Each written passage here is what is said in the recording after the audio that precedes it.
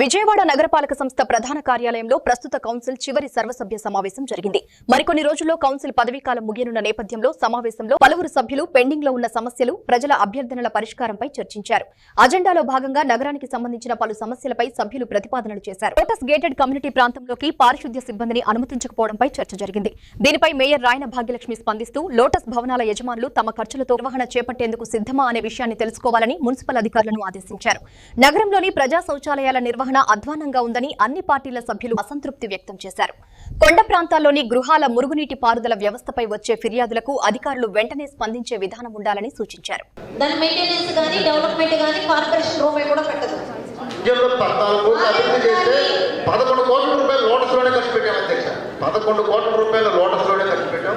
అయినా అందులో ఎవరిని రాజులు రోడ్స్ అవన్నీ కూడా డెవలప్ చేసేసాం. కార్పొరేషన్ వాళ్ళు మెయింటైన్ చేసేటప్పుడు ఆల్రెడీ కార్పొరేషన్ వాళ్ళు కొన్ని కోట్లు ఖర్చు పెట్టి రోడ్లు వేసినప్పుడు 6 కోట్లు పెట్టి రోడ్లు వేశారు. వాళ్ళకి పార్క్ రానివ్వకపోవడం అనేది మనం చెప్పకపోతే ఇది కరెక్ట్ కాదు సార్. ప్రజల హెల్త్ దృష్ట్యా చూసుకునే పని అయితే అక్కడ వాకింగ్ ట్రాక్ కానీ పార్క్ కానీ ఏమి లేదు. మనకి ఇవ్వాల్సిన సైట్ ఓపెన్ 10% లేకపోతే రూల్ ప్రకారం ఏదైతే ఇస్తున్నారో అవి ఏవి కూడా ఇలాంటి చోట్ల మన హ్యాండ్ ఓవర్లో లేవు. పేరుకు మాత్రమే కార్పొరేషన్ లేఅవుట్లో ఓపెన్ సైట్ అని కనపడుతుంది. మనం ఏ నిర్ణయం తీసుకుని దాంట్లో డెవలప్ చేయడానికి వెళ్ళినా కానీ ఇవి మా దగ్గర కూడా ఇలాంటి సమస్య ఉంది. మనకి ప్లేస్ లేనప్పుడు ఇది అండర్ గ్రౌండ్ డ్రైనేజీ ట్యాంక్ కడదాం అనుకుంటే వద్దన్నారు. అది కొంత ఇబ్బంది ఉండదు కాబట్టి వద్దన్నారు. మిగతా వాటికి కూడా ఎవరిని కూడా లోనికి ఎలా చేయట్లేదు. మరి మన సైట్లు ఇలా లేఅవుట్లు చాలా ఏర్పడుతున్నాయి. వీటన్నింటినీ కూడా ఒక నిర్దిష్టమైనటువంటి ప్రణాళికతో కార్పొరేషన్ సైట్లలో గేటెడ్ కమ్యూనిటీ దాంట్లో వాళ్ళు ఉన్న మనం కొంత నేను మాట్లాడకూడదు కానీ లోటాస్లో అయితే అందరికీ నమస్కారం. ఈరోజు మన విజయవాడ నగరపాలక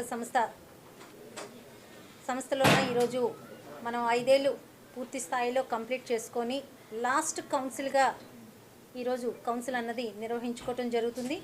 ఈ కౌన్సిల్లో ప్రథమంగా 145 అంశాలు అన్నవి ఇంతవరకు ఎజెండాలో రావటం జరిగింది. ఇంకా అదనంగా ఇంకా ఏమైనా టేబుల్ ఎజెండా మీద వస్తే ఇంకా ఒక 2-3 అంశాలు అన్నది రావచ్చు. 145 అంశాల్లోన ప్రథమంగా విజయవాడ నగర అభివృద్ధికి వాటర్ సప్లై కానివ్వండి కానీ, అలాగే ఎండాకాలం మనకి మొదలవుతుంది కాబట్టి నెక్స్ట్ రైనీ సీజన్ వస్తుంది కాబట్టి విజయవాడ సిటీ మొత్తం ప్రతి ఏటా మనం ఏం చేస్తామంటే 3 సర్కిల్లోన 3 టెండర్లు అన్నది ఏర్పాటు చేసుకొని టెండర్ల ద్వారా మనం 3 సర్కిల్లోన సిల్ట్ అన్నది రిమూవ్ చేయటానికి మనం పెట్టుకుంటాము. ఈ సిల్ట్ రిమూవ్ చేయటం మూలాన వచ్చే వర్షాకాలంలోన ఎలాంటి ఇబ్బంది లేకుండా వాటర్ ఫ్లో అన్నది జరుగుద్ది. ఎక్కడ వాటర్ మనకి స్టాగిన్ అవ్వకుండా పూర్తి స్థాయిలో వాటర్ వెళ్ళిపోయే విధంగా ప్రతి ఏటా మనం ఈ సిల్ట్కి సంబంధించి మనం 3 నియోజకవర్గాల వారి పెట్టుకోవడం అనేది జరుగుతుంది.